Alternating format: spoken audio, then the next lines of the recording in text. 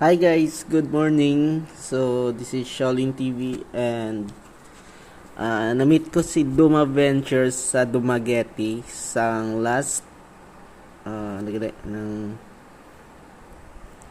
Sandorot Festival. So giga niya ko sticker. So ibutang ta na diri sa aton nga logbook.